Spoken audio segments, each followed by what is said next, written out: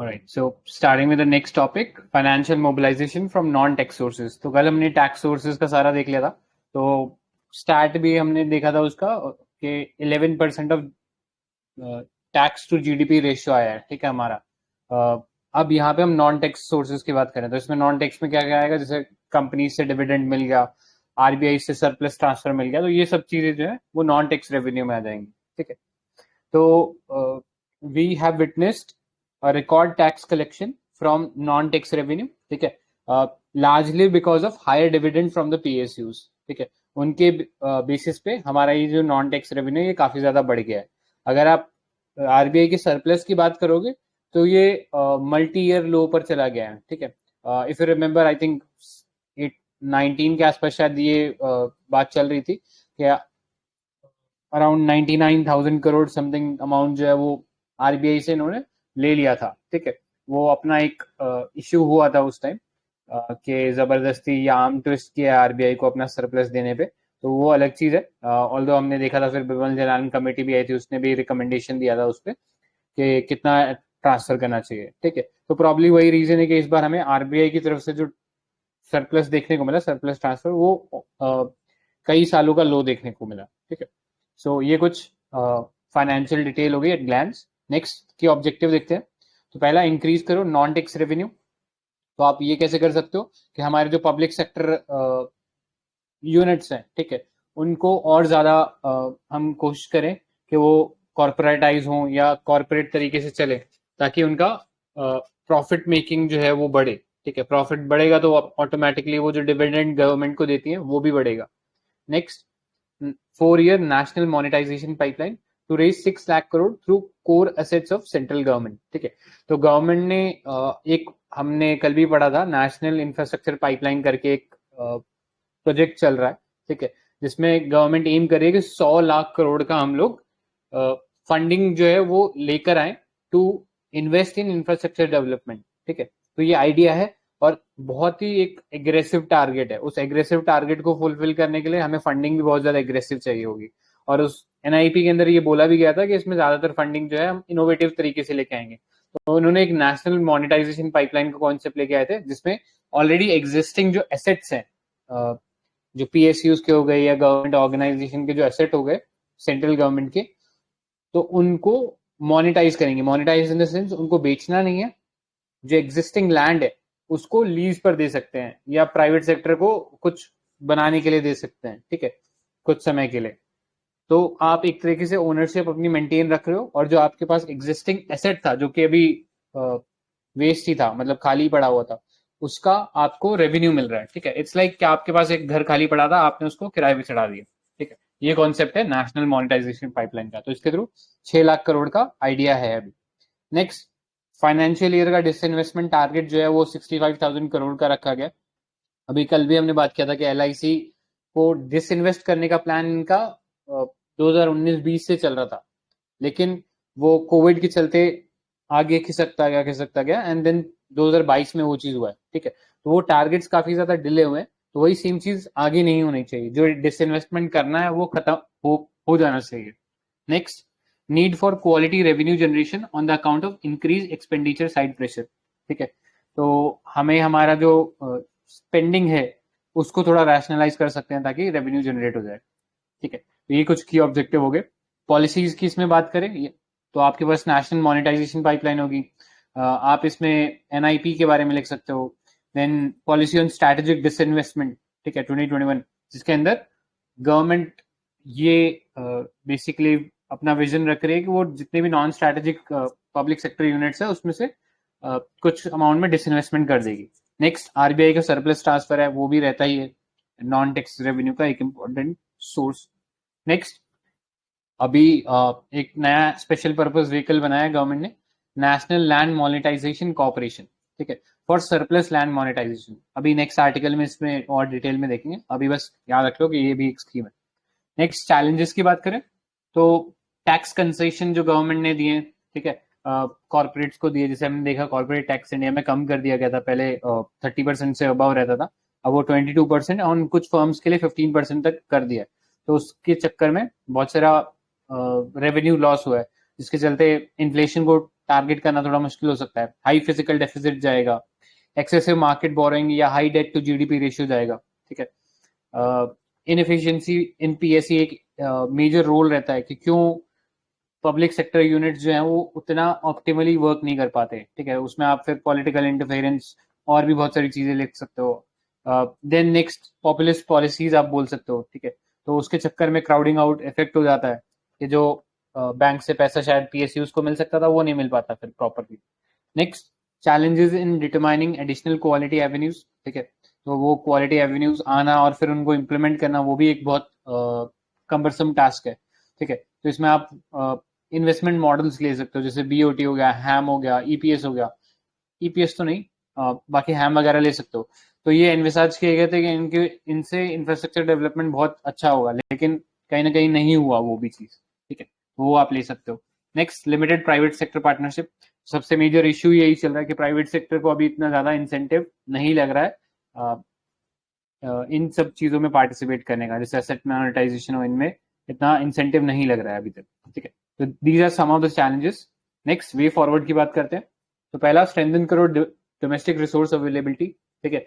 जैसे innovative products हम ला रहे हैं वैसे और लाते रहे, जैसे इनवाइट्स हो गया, राइट्स हो गया, ठीक है। तो ये कुछ इनोवेटिव प्रोडक्ट्स हैं टू मोबिलाइज फंडिंग, ठीक है। या अभी जैसे नेशनल एसेट मोनेटाइजेशन है, तो ये एक तरीका हो गया, इनोवेटिव तरीका, ठीक है। तो ये आप कर सकते हो। वाइडन करो रेवेन्यू बेस ताकि ओवरऑल टैक्स कलेक्शन जो वो बढ़े, ठीक है। नेक्स्ट, रैशनलाइज करो जीएसटी स्लैब्स को, सपोर्ट करो इन्वेस्टमेंट को, ठीक है। बाहर से इन्वेस्टमेंट और लाने की कोशिश करनी चाहिए हमें, ठीक है। Not specifically FIIs but FDI, ठीक है। एफडीआई आए तो वो ज्यादा बेटर रहेगा। Next, subscribing to achievable disinvestment target, मतलब आपके टारगेट बहुत ज्यादा हाइपरबोल नहीं होने चाहिए एंड करंट मार्केट कंडीशन को थोड़ा एंटिसिपेट करके फिर टारगेट्स रखने चाहिए। And lastly, better use of financial resources, तो वही इफेक्टिव यूज होना चाहिए। तो जनरली आप ये जो कीवर्ड है ना, आई थिंक कुछ ऐसे कीवर्ड हो गए जैसे ऑप्टिमाइज करना, ठीक है। तो ये सब आंसर में लिखोगे ना तो आंसर का थोड़ा सा वैल्यू बढ़ जाएगा, ठीक है। तो इस टाइप के कीवर्ड्स का आप शॉर्ट फॉर्म वगैरह कुछ बना सकते हो ताकि आपको लिखते टाइम आपको याद रहे, ठीक है। आई गेस इसमें यही है। जैसे मैंने शायद एक बनाया है EIDEUR, ठीक है। तो दिस इज, मतलब ये ऐसा शॉर्ट फॉर्म बना दो तो आपको याद रहेंगे कीवर्ड्स क्या क्या यूज कर सकते हो, जैसे expansion, intensification, diversification, efficient utilization of resources, ठीक है। तो इस टाइप के कीवर्ड बना लोगे तो इफेक्टिवली आंसर में लिख पाओगे। अपार्ट फ्रॉम दैट कुछ और कीवर्ड जैसे टैक्स हॉलीडे हो गया, रेगुलेटरी मैनेजमेंट स्ट्रैटेजी हो गया। गति शक्ति में एक कीवर्ड यूज किया गया था, मतलब उसकी मतलब 6 पिलर थे गति शक्ति के, लेकिन ये जो 6 पिलर है इसको आप निमोनिक के फॉर्म में याद रख सकते हो, कॉल्ड सैड कॉप, ठीक है। सैड कॉप क्या है? Synchronization, analytics, dynamics, comprehensive, optimization, prioritization, ठीक है। तो ये वाला याद रख लेना, ये निमोनिक का बहुत काम आएगा आंसर राइटिंग में, ठीक है। नेक्स्ट पे चलते हैं, एसेट मोनेटाइजेशन। तो अभी जैसे हमने ये पढ़ा ही कि ये ऑर्गेनाइजेशन बनाया है national land monetization corporation, so as to fast track monetization of land and non core asset of public sector entities, ठीक है। तो जो पीएसयूज के पास या जो गवर्नमेंट ऑर्गेनाइजेशन के पास लैंड पड़ा है उसको मोनेटाइज करना है, ठीक है। Specifically the non core asset of these public sector entities, ठीक है, जो उनके काम नहीं आ रहा है। तो ये एसपीवी के बारे में अगर बात करें तो 100% गवर्नमेंट ओन्ड एंटिटी है, ठीक है।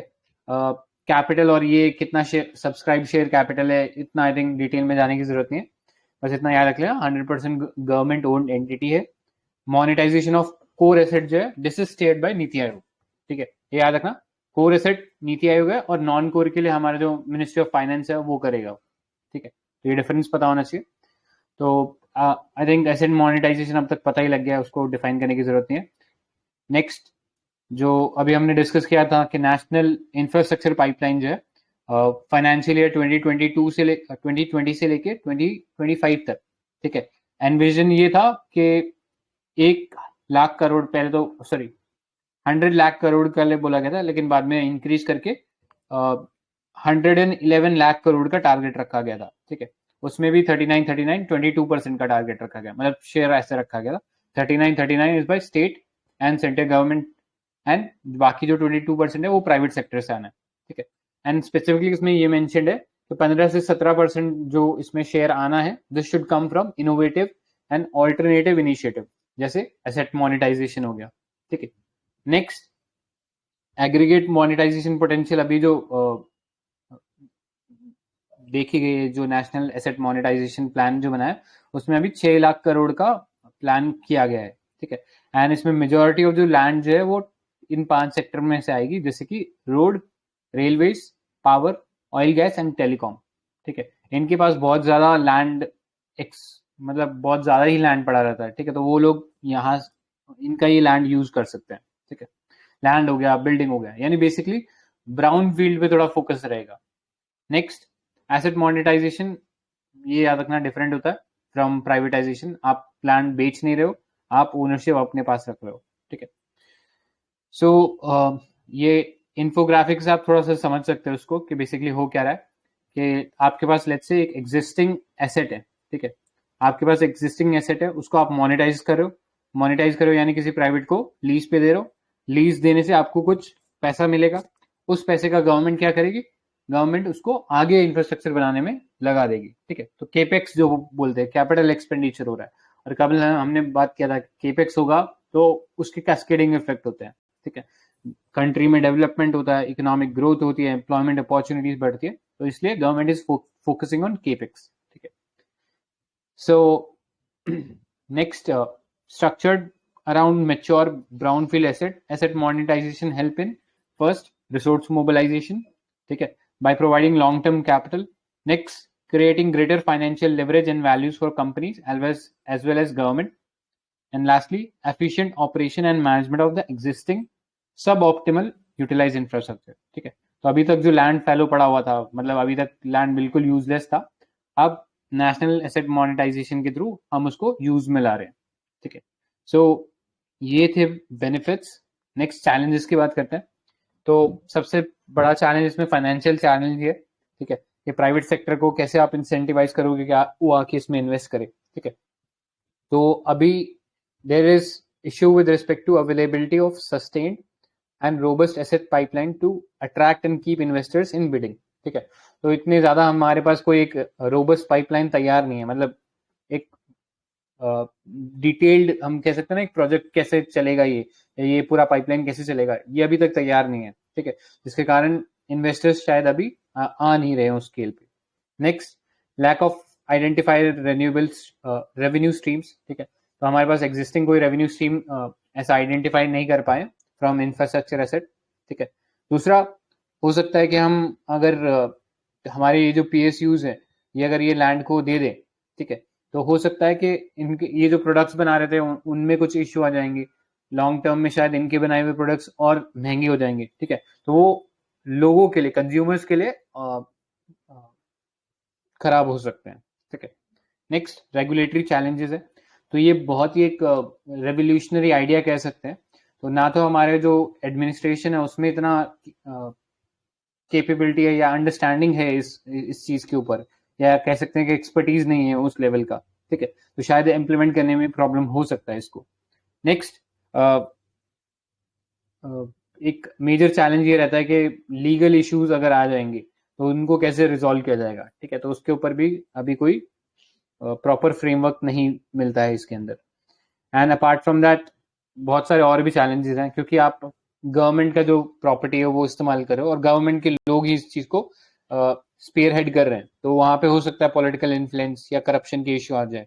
तो आप यहाँ पे जैसे हम एक कीवर्ड यूज करते हैं, क्रॉनी कैपिटलिज्म, ठीक है, तो वो लिख सकते हो कि हो सकता है कि किसी एक कंपनी को ही सारे दे दिए जाए, ठीक है, प्रोजेक्ट्स।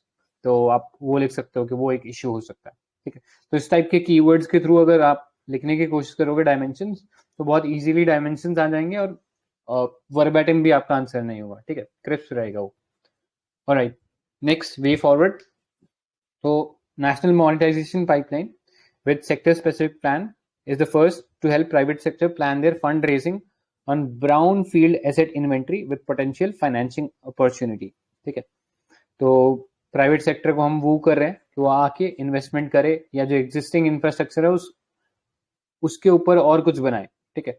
तो इंफ्रास्ट्रक्चर डेवलपमेंट तो करेगा ही, साथ जो एग्जिस्टिंग या जो फैलो लैंड था उसका फायदा भी गवर्नमेंट को मिलेगा।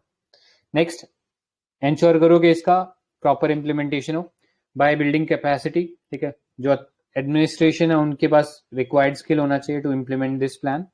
Next, systematic and transparent allocation होना चाहिए, ठीक है, ट्रांसपेरेंसी बननी चाहिए कि कैसे एलोकेट हो रहा है। इसमें फिर आप स्विस चैलेंज या फिर ऑक्शन बेसिस पे आप इसको एलोकेट कर सकते हो। Next, work closely with state. Ultimately जो अभी एसेट मोनेटाइजेशन पाइपलाइन है या जो एसेट मोनेटाइजेशन का प्लान है उसमें सिर्फ सेंट्रल गवर्नमेंट के एसेट मोनेटाइज किए जाएंगे, ठीक है। अभी स्टेट के भी बहुत सारे पीएसयूज होते हैं, स्टेट की भी बहुत सारी ऑर्गेनाइजेशन होती है जिनके पास बहुत सारा एसेट पहले ही पड़ा है, ठीक है, तो उसको लेवरेज कर सकते हैं by working in close cooperation with states. Next, developing proper brownfield models and framework, ठीक है, पहले से हम फ्रेमवर्क बनाकर रख दें जिससे प्राइवेट को भी एक पता रहेगा कि उसे कैसे काम करना है, ठीक है। तो आप यहाँ पे विजय केलकर कमेटी का रिकमेंडेशन देख सकते हो। तो विजय केलकर कमेटी जो थी वो एक आई थिंक बहुत इंपॉर्टेंट कमेटी है with respect to PPP model, ठीक है। इसको इसके सारे वो डिटेल्स देख लेना, इन्होंने पीपीपी पे काफी सारी रिकमेंडेशन दी हुई है अच्छी, ठीक है। तो इन्होंने बेसिकली बोला था कि एक रोबस्ट डिस्प्यूट मैकेनिज्म बनाने की जरूरत है ताकि बिना मतलब के लिटिगेशन जो है वो नहीं आए, ठीक है, बाद में फिर केस चलता रहता है। जैसे हमने कल बात किया था कि प्रॉपर्टी के केसेस एटलीस्ट इंडिया के अंदर एटलीस्ट ऑन एन एवरेज 2.5 से 3 साल तक पड़े रहते हैं जुडिशरी के अंदर, ठीक है। तो वही सेम चीज पीपीपी में ना हो, तो इसलिए पहले ही एक रोबस्ट डिस्प्यूट रेजोल्यूशन मैकेनिज्म तैयार होना चाहिए। लास्टली, स्ट्रॉन्ग रेगुलेटरी फ्रेमवर्क होना चाहिए for innovative models like invites and rights, ठीक है। तो अभी रिसेंटली एक पावर ग्रिड ऑफ इंडिया है, ये एक पीएसयू है जिसने ये इनवाइट लॉन्च किया था, पीजी इनवाइट नाम से, तो काफी सक्सेसफुल हुआ था हमारे शेयर मार्केट पे, तो लोगों से काफी अच्छा सब्सक्रिप्शन मिला था। तो आप इसको एज ए एग्जाम्पल कोट कर सकते हो कि ऐसे जो ऑल्टरनेटिव मीन्स ऑफ फंडिंग है या फंड मोबिलाइजेशन करने के तरीके हैं ये सक्सेसफुल हो रहे हैं, ठीक है। तो आप इसमें पावर ग्रिड का एग्जाम्पल देख सकते हो। ऑलराइट, तो यही था इसमें। इसमें किसी को ऐड करना है क्या आर्टिकल के अंदर? ऑलराइट, नेक्स्ट पे चलते हैं। Next is the monetary policy. तो मॉनेटरी पॉलिसी के कुछ फैक्ट्स देख लो। तो inflation remained in the specified range in the pre Covid period, ठीक है। तो प्री कोविड पीरियड में तो हमारा ठीक चल रहा था, इन्फ्लेशन कंट्रोल में था। अभी थोड़ा बाहर जा रहा है, ठीक है, जो 6% का जो रेंज है उससे बाहर चला गया। एंड अभी प्रेजेंटली बात करें तो we are witnessing strong recovery, ठीक है। हमारा फिजिकल डेफिसिट जैसे अगर बात करो लास्ट ईयर के कंपैरिजन में 9.2 था, अब वो 6.2 रहेगा जो प्रीवियस फाइनेंशियल ईयर है उसके अंदर, ठीक है। Despite volatile financial condition, geopolitical level पे बहुत ज्यादा टर्मोइल चल रहा है, फिर भी इंडिया को अभी इतने रिपरकशंस देखने को नहीं मिल रहे उसके, ठीक है। तो वी कैन से कि इकोनॉमी जो है हमारी रेजिलिएंट बनी हुई है। फर्दर ये चीज इस बात से भी स्ट्रेंथन होती है कि हमारे जो बैंक है they are also performing well in the sense कि उनका क्रेडिट ग्रोथ बढ़ रहा है, डबल डिजिट में हमारा क्रेडिट ग्रोथ रहा है। साथ ही बैंक्स का जो एनपीए जो है वो भी डिक्रीज हो गया, ठीक है। तो जो पहले हम प्रॉब्लम बोल रहे थे ना, ट्विन बैलेंस शीट सिंड्रोम हो रहा है कि उनका एनपीए बढ़ रहा है जिसकी वजह से वो अपना क्रेडिट ग्रोथ जो है वो नहीं बढ़ा पा रहे, उसका जस्ट अब रिवर्स हो रहा है कि क्रेडिट ग्रोथ भी हो रहा है, साथ ही साथ we are also witnessing NPS going down, ठीक है। Next, monetary and physical policy operate in tandem to achieve desired macro economic variables, ठीक है। ये तो जनरल सी बात है, कभी भी इकोनॉमी को अपने फेवर में रखना है तो ये दोनों पॉलिसीज को इफेक्टिवली यूज करना रहता है, ठीक है। सो नेक्स्ट इज की ऑब्जेक्टिव्स। तो पहला है maintain price stability while ensuring growth, ठीक है, कि प्राइस भी कंट्रोल में रहे, इन्फ्लेशन ज्यादा ना बढ़े, साथ ही साथ ग्रोथ भी चलती रहे, ठीक है। नेक्स्ट, इन्फ्लेशन टारगेटिंग, तो उसका टारगेट हमें पता है 4% से लेके ±2% के लिमिट्स में रहना चाहिए। Next, financial stability and adequate availability of credit growth, ये रहना चाहिए। And lastly, safeguarding the value of rupee ensuring exchange rate stability, ठीक है। तो ये की आइडिया रहता है मॉनेटरी पॉलिसी के रिस्पेक्ट में। सो पॉलिसी साइड में देखें तो हमारे पास बहुत सारे स्कीम्स हैं या टूल्स है इसके अंदर, या इनिशिएटिव बोल सकते हैं, जैसे एमपीसी के बात करें, मॉनेटरी पॉलिसी कमेटी के पास, तो उनके पास टूल है like CRR, SLR, open market operation, ये सब वो कर सकते हैं। अपार्ट फ्रॉम दैट रिसेंटली हमने देखा लॉन्ग टर्म रेपो ऑपरेशन, ठीक है, ऑपरेशन ट्विस्ट, इस टाइप के ऑपरेशन कर रही है गवर्नमेंट, आरबीआई, ठीक है, तो इंश्योर के इन्फ्लेशन लिमिट के अंदर ही रहे और साथ ही साथ ग्रोथ भी बनी रहे। अपार्ट फ्रॉम दैट अभी रिटेल जी सेक्ट में हमने वेंचर किया है, ठीक है, कि अब individual investor directly government securities में इन्वेस्ट कर सकते हैं। साथ ही साथ फॉरेन इंस्टीट्यूशनल इन्वेस्टर या फॉरेन इन्वेस्टर भी इंडिया के जी सेक्स में, सभी जी सेक्स में, कुछ जी सेक्स के अंदर वो इन्वेस्ट कर सकते हैं, ठीक है। तो हमारा इन्वेस्टमेंट का जो पोर्टफोलियो है उसको डाइवर्स करना चाह रहे हैं हम लोग, ठीक है। एंड लास्टली सीपीआई जो है हम उसको चूज कर रहे हैं as a measure of inflation, ठीक है। तो this was policies. Next challenges की बात करते हैं। तो इंडिया एक डेवलपिंग इकोनॉमी है and it is subjected to greater supply shock, ठीक है। तो ऑयल का प्राइसेस बढ़ गया तो फिर इंडिया की दिक्कत हो जाएगी, सप्लाई चेन में कोई डिस्ट्रप्शन हो गया तो दिक्कत हो जाएगी, ठीक है। तो अभी डेवलपिंग कंट्री का यही एक इशू रहता है कि जैसे फूड इन्फ्लेशन रह गया, ठीक है, कि थोड़ा सा क्लाइमेट हल्का सा चेंज हुआ एंड वी सी के हमारे जो कमोडिटी, जो स्पेशली जो फूड कमोडिटीज है, उनका प्राइस एकदम शूट अप कर जाता है, ठीक है। तो ये डेवलपिंग कंट्रीज के एक क्लासिकल प्रॉब्लम्स रहते हैं, तो वो इंडिया भी फेस कर रहा है।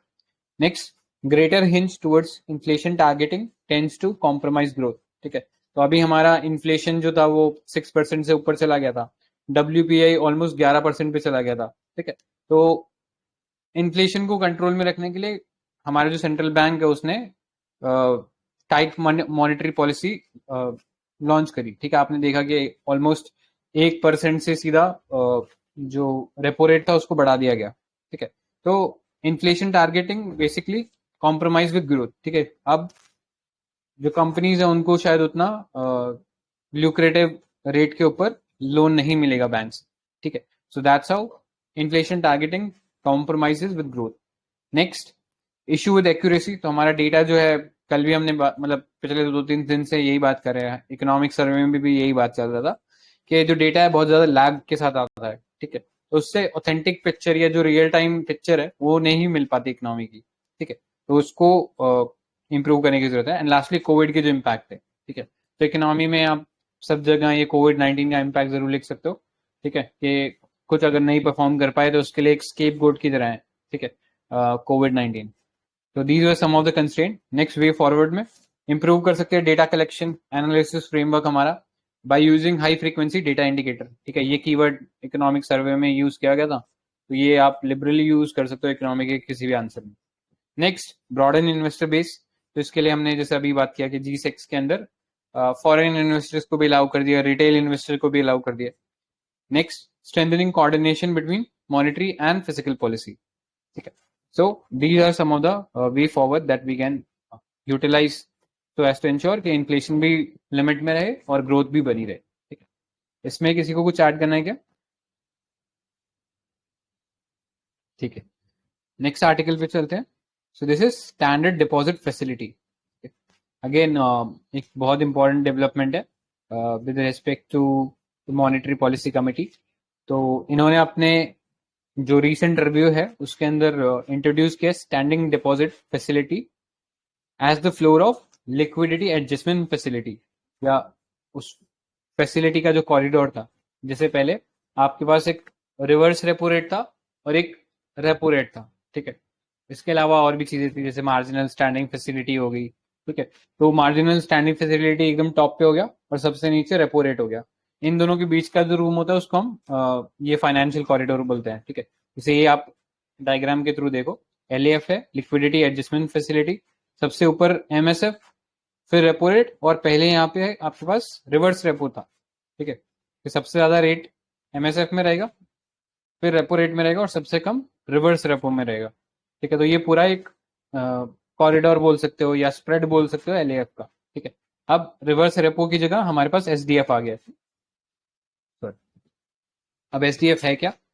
SDF is a non collateral open ended liquidity management instrument to absorb to absorb liquidity from schedule commercial banks. ठीक है, तो पहले क्या था, हम लोग जैसे बैंक्स के पास एक्सेस फंड है, ठीक है, अब उसके पास देने को भी पैसा नहीं है, मतलब कोई क्रेडिट कोई लोन लेने भी नहीं आ रहा है उससे, तो वो बैंक्स क्या करते थे, they use to park that fund with RBI. ठीक है, आरबीआई के पास कर देते थे, और आरबीआई उस फंड के बदले उनको सिक्योरिटीज देता था।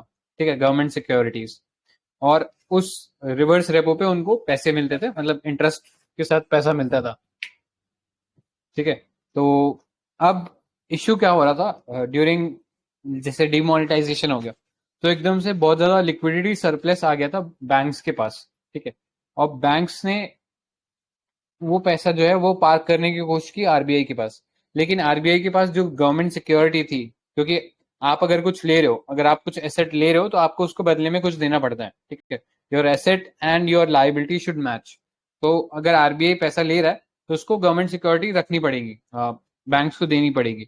लेकिन डिमोनेटाइजेशन में इतना ज्यादा पैसा आ गया था बैंक्स के पास कि गवर्नमेंट आरबीआई के पास उतनी गवर्नमेंट सिक्योरिटीज नहीं थी। ठीक है, और ऐसी सिचुएशन आगे भी कोविड-19 में भी हमने देखी हुई। ठीक है, सो इस एक्सपीरियंस से ये लर्निंग आई कि आगे भी हो सकता है यही सेम सिचुएशन हो, तो हमारे पास इतनी एम्पल गवर्नमेंट सिक्योरिटीज होंगी नहीं, तो इट्स बेटर कि हम ये गवर्नमेंट सिक्योरिटी वाला जो कॉन्सेप्ट है ये खत्म ही कर दें। अब without any collateral, banks can park their fund with RBI. ठीक है, तो ये बेसिक आइडिया है स्टैंडर्ड डिपॉजिट फैसिलिटी के अंदर, कि आपको कोलेटरल फ्री इसके अंदर पार्क कर सकते हो अपना फंड विद आरबीआई। ठीक है, तो deposit under SDF would be eligible for the cash reserve ratio. ठीक है, कैश रिजर्व रेशियो कौन से एक्ट के अंदर आता है, तो आरबीआई का 1934 का जो एक्ट है उसके अंदर हम कैश रिजर्व रेशियो देखते हैं।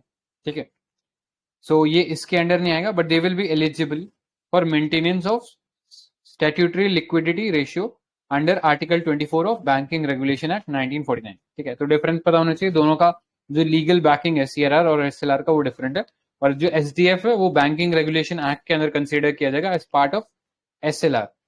ठीक है, नेक्स्ट बेनिफिट क्या होगा, तो जैसा बात किया कि सबसे मेजर बेनिफिट यही है, एब्जॉर्ब करेगा सरप्लस लिक्विडिटी को।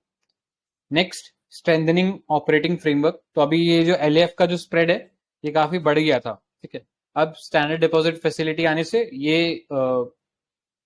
एक प्रोबेबल लिमिट में आ जाएगा। ठीक है, सो उससे हमारा जो ऑपरेटिंग फ्रेमवर्क है वो भी इंप्रूव होगा, इन द सेंस कि अब आपको कोलेटरल वगैरह देने की जरूरत नहीं है, तो काम जो है वो ज्यादा सीमलेसली हो जाएगा। ठीक है, next, it will absorb transient nature liquidity. ठीक है, कई बार हो सकता है कि अचानक से बहुत लार्ज स्केल पे लिक्विडिटी बढ़ जाए बैंक के पास। ठीक है, और कोई लोन भी नहीं लेने आ रहा। ठीक है, तो ओवरनाइट में भी वो लोग पार्क कर सकते हैं यहाँ पे fund. Next, restoration of LF corridor, तो पहले एलएफ कॉरिडोर का जो स्प्रेड था वो काफी वाइड हो गया था, 90 बेसिस पॉइंट चला गया था। ठीक है, अब वो वापस लिमिट में आ गया ऑफ 50 बेसिस पॉइंट। ठीक है, जो प्री पैंडेमिक लेवल था उसके बराबर आ गया, तो ये आप याद रख सकते हो। Next, LF corridor is now symmetric around the policy rate with standard deposit facility on both ends, MSF as the ceiling to inject liquidity and SDF as a floor to absorb liquidity। ठीक है, यही diagram से समझ लेना, MSF top ceiling हो गया और SDF उसका बॉटम हो गया। ठीक है, MSF क्या था कि रेपो रेट पे भी शायद काम नहीं बन रहा बैंक का, तो वो उसके ऊपर जाके कुछ गवर्नमेंट सिक्योरिटीज और लेकर कोलेटरल के तौर पे रखकर कुछ पैसा और ले सकता है आरबीआई की तरफ से, लेकिन वहां पे जो पैसा मिलेगा वो थोड़ा हायर इंटरेस्ट रेट पे होगा as compare to repo rate. ठीक है, जो एसएलआर के अंदर सिक्योरिटीज थी वो डालकर एमएसएफ पे पैसा उठाया जा सकता है बाय बैंक्स। सो एक ये चीज हो गया। देन नेक्स्ट, इंक्रीज करेगा डिस्क्रिप्शन ऑफ बैंक्स। ठीक है, अब बैंक्स के पास ऑप्शन बढ़ जाएगा, तो वो एसडीएफ भी ले सकता है, एमएसएफ भी ले सकता है। पहले थोड़ा ये ऑप्शन इसलिए प्रॉब्लमैटिक रहता था क्योंकि रिवर्स रेपो, ओएमओ और सीआरआर आरबीआई के पास अवेलेबल थी, लेकिन अब एसडीएफ आने के बाद बैंक्स के पास डिस्क्रिशनरी पावर बढ़ गया है कि वो अपनी मन मर्जी के हिसाब से पैसा पार्क कर सकता है। ठीक है, पहले जैसे ओएमओ ऑपरेशन हो गए तो इनमें जबरदस्ती आरबीआई इंपोज कर देता था कि हाँ तुम इतना पैसा खरीद, तुम इतना गवर्नमेंट सिक्योरिटी बेचो या तुम इतनी गवर्नमेंट सिक्योरिटी खरीदो। ठीक है, तो अब वो आरबीआई सेंट्रिक था, लेकिन अब वो बैंक सेंट्रिक हो गया ये हमारा एलएएफ जो है, ठीक है। नेक्स्ट पोटेंशियल इश्यूज क्या हो सकते हैं या चैलेंजेस? तो पहला, आर्बिट्राज अपॉर्चुनिटी बढ़ जाएगा, यानी बैंक जो है अब वो सरप्लस जो है वो आगे लोन में देने के बजाय एसडीएफ में पार्क कर देंगे, ठीक है, बिकॉज ऑफ या रिस्क एवर्जन एक बोल सकते हैं, जिसके चलते वो आरबीआई के साथ पार्क कर देंगे, तो डेवलपमेंट एक्सपेक्ट जो है वो शायद हार्म हो सकता है। Next, long term instrument needs to be, जो लॉन्ग टर्म इंस्ट्रूमेंट है उसको और सप्लीमेंट करने की जरूरत है, ठीक है, like OMO during large capital net inflows to absorb durable liquidity, ठीक है। तो और कुछ हम लॉन्ग टर्म के हिसाब से कुछ और स्कीम्स या इनिशिएटिव ला सकते हैं लिक्विडिटी ऑब्जर्व करने के लिए। So next, it is against Urjit Patel committee recommendation for aligning between liquidity management operation and market condition, ठीक है। तो उसके भी खिलाफ जा रहा है जो उर्जित कमेटी की रिकमेंडेशन थी। And lastly, potential of SDF in relation with impact on balance sheet of RBI, ठीक है। तो उसके एसेट और जो लाइबिलिटी साइड है वो शायद प्रॉपरली मैच ना हो या मिसमैच हो जाए, क्योंकि आप बैंक से पैसा तो पार करवा रहे हो अपने यहाँ, लेकिन आप उसके कोरस्पॉन्डिंग सिक्योरिटीज नहीं दे रहे हो, ठीक है। तो वो प्रॉब्लम मिसमैच हो सकता है which can further impact its operation, like OMO या मार्केट स्टेबलाइजेशन स्कीम जो है इन सब ऑपरेशन को इम्पैक्ट कर सकता है, ठीक है।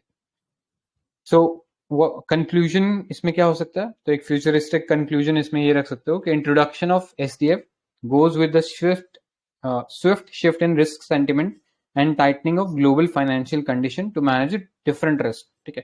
तो अभी जैसे अक्रॉस द वर्ल्ड हम देख रहे हैं कि जियो पॉलिटिक्स में बहुत तेजी से डेवलपमेंट होते हैं, कि कुछ समय में तो हम देखते हैं कि सब कुछ ठीक चल रहा होता है, अगले ही पल वॉर हो जाता है, ठीक है। तो कंडीशन वॉलेटिल बनी रहती है और कभी भी बन सकती है, ठीक है।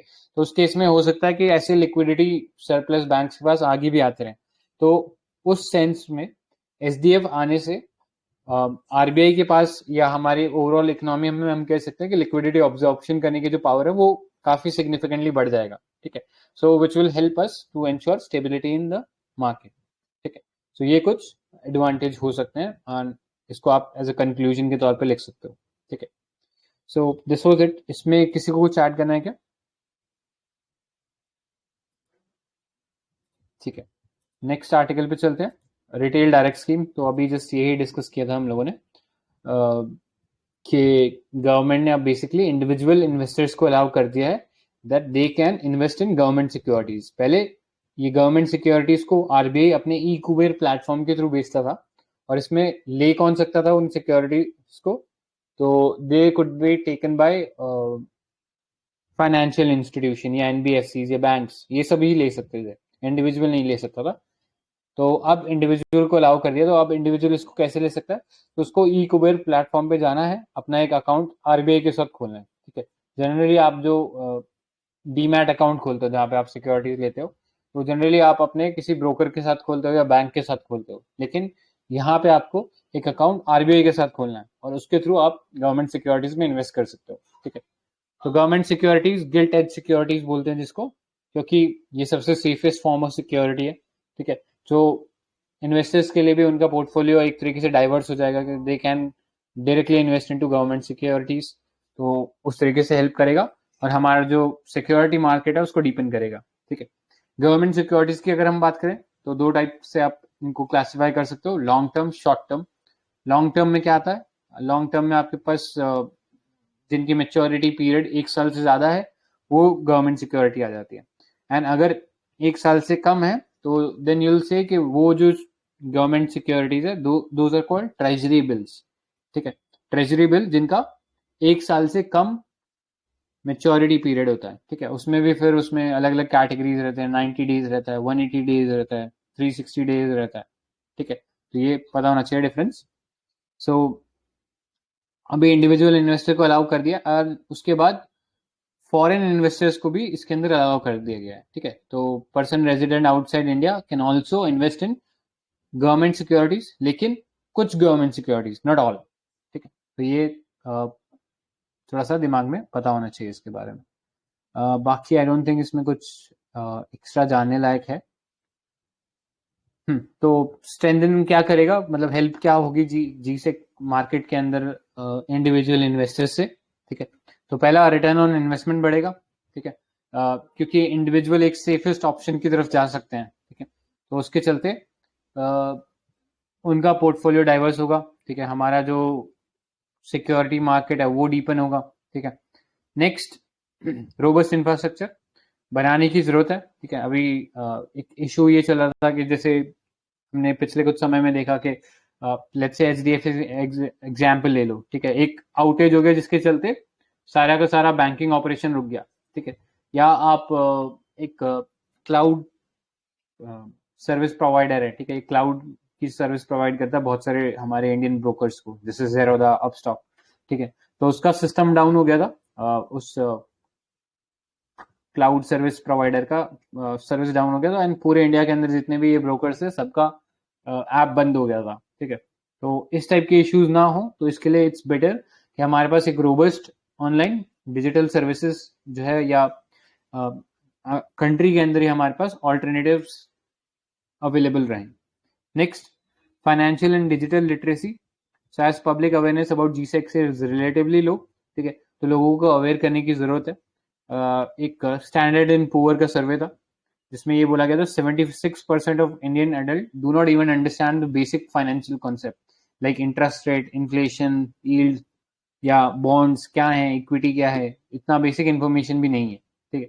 ऑल्दो ये इन्फॉर्मेशन बहुत पुराना है, अभी 2020 में तो आई थिंक काफी रेवोल्यूशन आ गया है इस सेंस में, ठीक है। बट ये था इसके बारे में। इसमें किसी को कुछ ऐड करना है? ठीक है, नेक्स्ट टॉपिक पे चलते हैं, crypto currency. So crypto currency at glance, तो कल भी हमने देखा था कि गवर्नमेंट ने इनकम टैक्स के अंदर, एक्ट के अंदर अमेंडमेंट करके जो वर्चुअल डिजिटल एसेट है उसको अपने परव्यू के अंदर ला दिया था, ठीक है। सो क्रिप्टो करेंसी क्या है, बेसिकली डिजिटल और a virtual currency that is secured by cryptography, ठीक है। क्रिप्टोग्राफी क्या है कि आप इनक्रिप्शन कर रहे हो उसका, and these are based on blockchain technology, ठीक है। तो as a currency it satisfies following functions, acting as a unit of account, store of value and standard for deferred payment, ठीक है। जनरेशन कैसे होता है, एक डिसेंट्रलाइज्ड लेजर होता है called based on blockchain technology, ठीक है।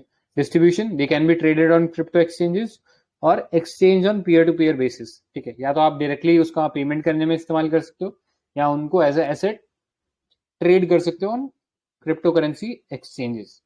एंड लास्टली, मेंटेनेंस इसमें जो है वो डिस्ट्रीब्यूटेड लेजर के अंदर होता है, ठीक है। जो पीयर टू पीयर नेटवर्क होता है उसके अंदर एक डिस्ट्रीब्यूटेड लेजर के अंदर रिकॉर्ड होता है, जिसके चलते उसके साथ टेम्पर करवाना इट्स नॉट इजी, मतलब इनफैक्ट टेम्पर प्रूफ ही बोल सकते हैं। अभी तक तो ऐसा कोई टेक्नोलॉजी अभी देखने को नहीं मिला जहां पे इसको हम कह सकते हैं कि उसको हैक किया हो या कहीं टेम्पर किया होगा, तो अभी ऐसा कोई करंटली हमारे पास कोई एग्जाम्पल नहीं है। Next, crypto currency as tool of economic empowerment, ठीक है। कैसे हमारे लिए बेनिफिशियल हो सकता है, तो लास्ट ईयर 2021 के मेंस के अंदर क्रिप्टो करेंसी का इम्पैक्ट पूछा गया था ऑन इंडियन सोसाइटी, ठीक है। तो वैसे ही आप ऐसा कुछ सवाल आगे भी आ सकता है, तो इट्स बेटर कि पहले से ही इसके बेनिफिट्स और चैलेंजेस पता हो हमें। तो बेनिफिट्स की बात करें तो पहला है मेजर एलिमिनेटिंग मिडिलमैन, ठीक है। आप ट्रांजेक्शन करते हो तो आपको किसी बैंक की जरूरत नहीं है, ना किसी वॉलेट की जरूरत है, ना किसी फाइनेंशियल सर्विस की प्रोवाइडर की जरूरत है। आप डायरेक्टली एक वॉलेट से दूसरे वॉलेट में without any cost of transaction आप पैसा भेज सकते हो, ठीक है। ये ट्रेडिशनल सिस्टम में हमें नहीं अवेलेबल है, ऑल्दो यूपीआई वगैरह की तो थोड़ा बात अलग हो गया। Next, effectively serving the function of money, ठीक है। लॉन्ग डिस्टेंस पे ट्रेड कर सकते हो किसी सर्विस के या किसी प्रोडक्ट के अगेंस्ट, इसको एक्सचेंज कर सकते हो। Next, enhancing security of payment, ठीक है, क्योंकि क्रिप्टोग्राफिक है और डिसेंट्रलाइज्ड है, तो जो ट्रांसफर है मनी का इसके अंदर वो काफी सिक्योर्ड है, ठीक है। Next, enable financial inclusion by overcoming issues related to banking infrastructure, ठीक है। तो आप बैंक में जाते हो तो बहुत सारे डिटेल्स भरने पड़ते हैं, केवाईसी वगैरह कराना पड़ता है, अपने आप में एक टाइम कंज्यूमिंग प्रोसेस है, ठीक है। तो वो सब चीज यहाँ पे नहीं है। आप डायरेक्टली अपने वॉलेट से दूसरे वॉलेट में किसी को भी, चाहे वो इंडिया में हो चाहे वो अक्रॉस द वर्ल्ड हो, कहीं भी आप सीधा पैसा भेज सकते हो इसके through. Next, empowering business by complementing the technology revolution by creating tools like smart contract etc. ठीक है, तो बिजनेस को हेल्प करेगा कि वो और टेक्नोलॉजिकल रिवोल्यूशन लेके आए, जैसे स्मार्ट कॉन्ट्रैक्ट बना ले। ठीक है, स्मार्ट कॉन्ट्रैक्ट क्या है कि एक स्पेसिफिक कंडीशन पूरी होगी तो उसके अकॉर्डिंगली स्पेसिफिकली आपको पैसा रिलीज हो जाएगा। ठीक है, तो इस टाइप के एंसिलरी या कैस्केडिंग टेक्नोलॉजी बन सकती है। नेक्स्ट, रेगुलेटरी चैलेंजेस क्या है इसके अडॉप्शन में। तो पहला, इसको मेजर इशू ये है कि हम मैक्रो इकोनॉमिक वेरिएबल जो है जैसे मनी सप्लाई इन्फ्लेशन, तो अगर ये ऑल्टरनेट करेंसी के तौर पे बनता है तो उसको ये मैक्रो इकोनॉमिक वेरिएबल जो है उनको कंट्रोल करना मुश्किल हो जाएगा। Next, checking the misuse. तो इनफैक्ट बोला यही जाता है कि क्रिप्टो करेंसी जो है ये मनी लॉन्ड्रिंग में या टेरर फाइनेंसिंग में लार्ज स्केल में इस्तेमाल हो रही है। ठीक है, तो नेशनल सॉवरेनिटी के या नेशनल सिक्योरिटी के खिलाफ जाता है ये चीज। नेक्स्ट, कंट्रोलिंग टैक्स इवेजन, तो वो भी नहीं कर पाएंगे क्योंकि सेंट्रल ओवरसाइट नहीं है इसके ऊपर। Next, managing cyber security issue. ठीक है, ऑल्दो जो ट्रांजैक्शन है वो सेफ है, लेकिन आपके पास सिस्टम के अंदर जो स्टोर्ड क्रिप्टो करेंसीज है उनको कोई हैक कर सकता है। ठीक है, वो एक इशू हो सकता है। Next, ensuring that the advantage of digital currency does not create a digital divide। ठीक है, तो क्रिप्टो करेंसीज में अगेन जिनके पास डिजिटल एसेट्स का एक्सेस है और उनमें भी जिनको डिजिटल फाइनेंशियल लिटरेसी है, वही लोग इसको इफेक्टिवली यूटिलाइज कर पाएंगे। एंड हमारी कंट्री में ऐसी एक बहुत लार्ज पॉपुलेशन है जिनको अभी शायद डिजिटल फाइनेंशियल लिटरेसी भी उनके लिए बहुत दूर की बात है, मतलब उनके पास डिजिटल डिवाइसेस ही नहीं है। ठीक है, तो ये एक नया डिजिटल डिवाइड बन सकता है।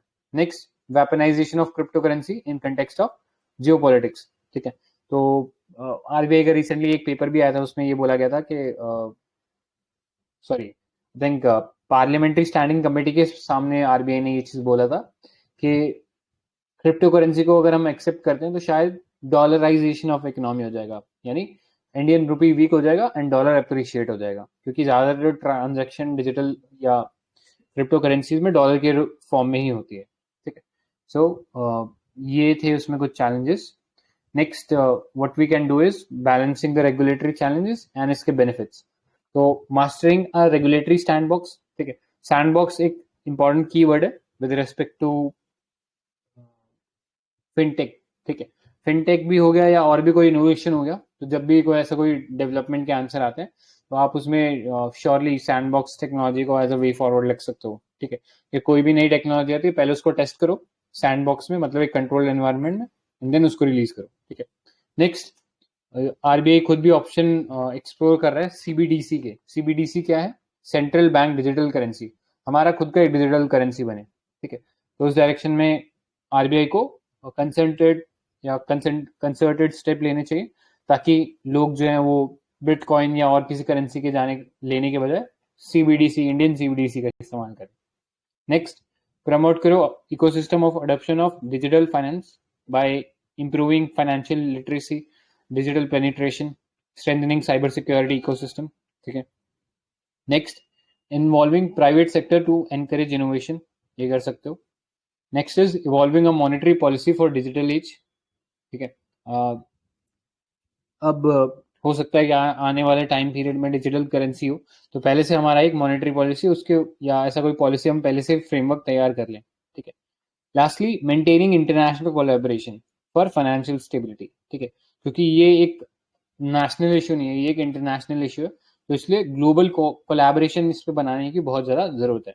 ठीक है, तो एग्जिस्टिंग हमारे पास इंस्टीट्यूशन है जैसे फाइनेंशियल स्टेबिलिटी बोर्ड हो गया, उसका मदद ले सकते हैं, या और कोई ऑर्गेनाइजेशन आपको याद आ रही है, आईएमएफ या वर्ल्ड बैंक, ठीक है, या G20, तो इनके मदद से हम लोग एक ग्लोबल फ्रेमवर्क बना सकते हैं टू रेगुलेट सच करेंसीज। ठीक है, सो ये था इसके बारे में। इसमें किसी को कुछ ऐड करना है क्या? ऑलराइट, नेक्स्ट टॉपिक पे चलते हैं, crypto currencies and economic sovereignty. ठीक है, तो अगेन डायमेंशन आप हम इकोनॉमी में पढ़ रहे हैं, लेकिन इसको नेशनल सिक्योरिटी के पर्सपेक्टिव से भी पूछा जा सकता है। ठीक है, तो इनफैक्ट अभी जो हमने डिस्कस किया था कि पार्लियामेंट्री स्टैंडिंग कमेटी के सामने ये बोला था आरबीआई ऑफिशियल्स ने कि क्रिप्टो करेंसी को अगर हम अडॉप्ट कर लेंगे तो this will lead to de या डॉलराइजेशन ऑफ इंडियन इकोनॉमी, ठीक है, which goes against India sovereign interest, ठीक है। तो अभी अमेंडमेंट किया गया था, वर्चुअल डिजिटल एसेट जो है वो अब टैक्सेबल हो गया है, ठीक है। टैक्स भी हमने देखा था कि 30% टैक्स कर दिया है, और उसमें अगर लॉस होता है तो you can not offset that loss with any profit, ठीक है, उसको आप उसके साथ ऑफसेट नहीं कर सकते, यानी आपका लॉस तो आपका लॉस है, लेकिन आपके प्रॉफिट में सरकार का हिस्सा है। This is the basic idea. So अभी बात करें तो ट्रेडिशनल जो हमारा करेंसी रहता है अक्रॉस द वर्ल्ड, उसमें जहाँ जो भी सेंट्रल बैंक होते हैं उनका अपना मोनोपोली रहता है, उनका मॉनिटरिंग रहता है, और मॉनिटरिंग रहना भी जरूरी है, क्योंकि उसी के थ्रू वो जो मैक्रो इकोनॉमिक स्टेबिलिटी कंट्री का वो मेंटेन कर पाते हैं, इन्फ्लेशन को टारगेट कर पाते हैं, डेवलपमेंट एस्पेक्ट जो है उसको इंश्योर कर पाते हैं, ठीक है। लेकिन अगर क्रिप्टो करेंसी वगैरह ऐसा कोई नया एसेट आ जाएगा तो this will basically create financial instability, ठीक है, क्योंकि बैंक का कंट्रोल अब रहेगा नहीं हमारे सेंट्रल बैंक का, ठीक है, तो वो एक मेजर इशू रहेगा कि फाइनेंशियल इंस्टेबिलिटी क्रिएट कर सकता है। Dollarization of economy with almost all cryptocurrencies in India being dollar dominated या denominated issued by foreign private entities, they can replace rupee in the financial transaction, ठीक है। तो ये इंडिया के अगेंस्ट चला जाएगा और इंडिया की जो रुपी है उसको डिप्रिशिएट होगा और जो डॉलर है वो अप्रिशिएट हो जाएगा, ठीक है। नेक्स्ट, मॉनेटरी पॉलिसी ट्रांसमिशन, ठीक है। अब क्रिप्टो करेंसी का लोग यूज करने लगेंगे तो एक शैडो इकोनॉमी डेवलप हो जाएगी, ठीक है। शैडो इकोनॉमी डेवलप हो गई तो फिर मॉनेटरी पॉलिसी जो है कि रेपो रेट कम करें ज्यादा करें तो उसका इफेक्ट ऑन द ग्राउंड देखने को मिलेगा। Next, anonymity. क्रिप्टो करेंसी का एक मेजर एडवांटेज ये या डिसएडवांटेज ये बोलो कि इसमें आप अनोनिमस रहते हो, ठीक है, सिर्फ ट्रांजेक्शन आपकी दिखती है, बाकी कौन किसने किसको पैसा भेजा ये कुछ नहीं पता लगता। सो effectively this could be used for terror financing, money laundering etcetera.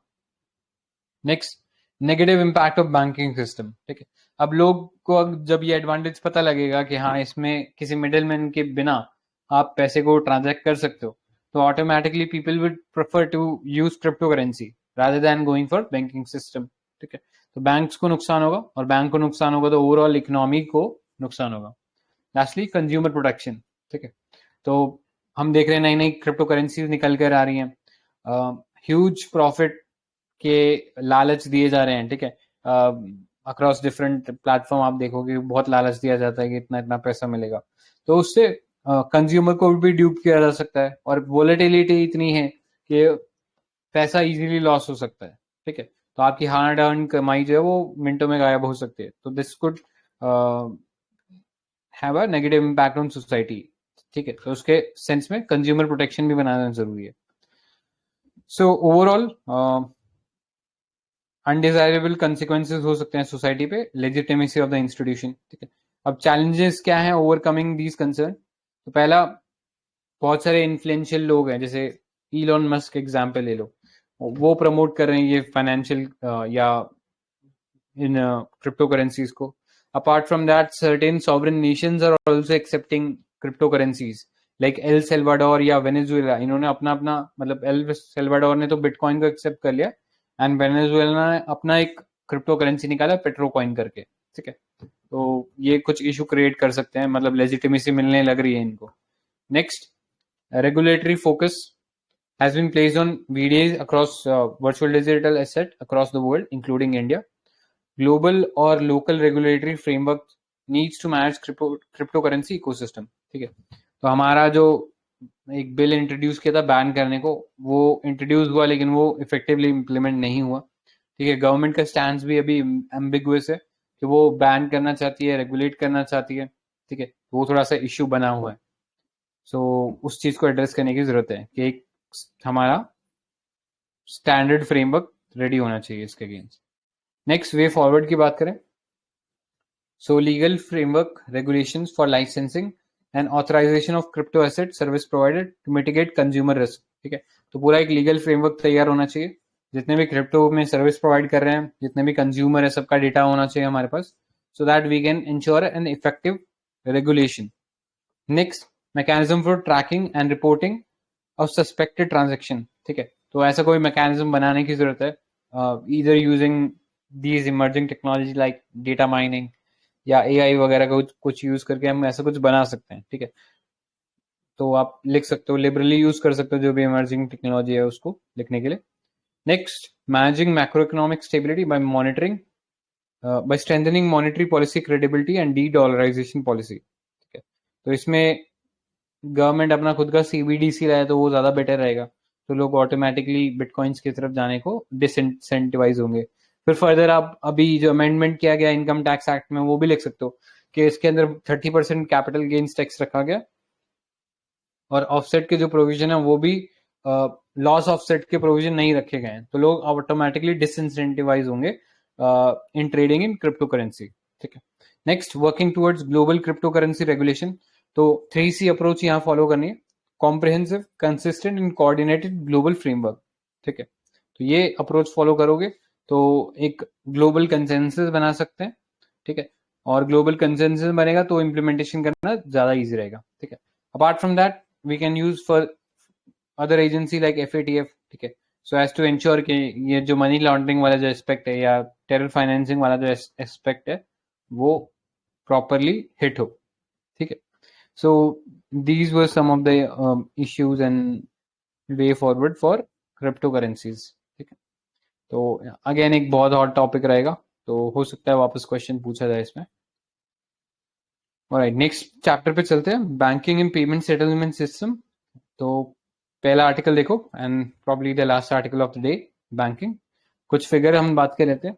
तो अभी हमने पिछले आर्टिकल में भी बात किया था कि इंडियन बैंक्स में हमने दो चीजें देखने को मिली, एक तो एनपीए उनका घटा है और दूसरा उनका जो क्रेडिट ग्रोथ है वो बढ़ा है, ठीक है। तो we witness 9.2 credit growth for schedule commercial banks and अगर हम एनपीए की बात करें तो NPA has reduced from 11.2% at the end of financial year of 2017 and 18 to 6.9, ठीक है।